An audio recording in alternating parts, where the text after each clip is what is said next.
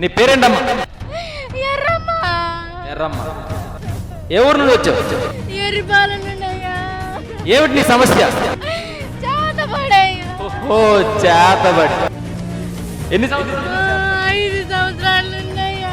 5 సంవత్సరాలు చేతబడి. నీ చేతబడి నా కాళ్ళ కిందకు వస్తుంది.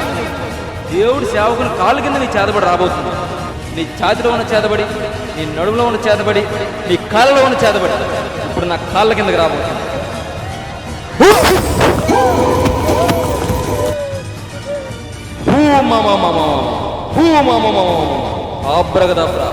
ఆబ్రగదబ్రా ఆల్విత్రి దైమ వదిలిపో.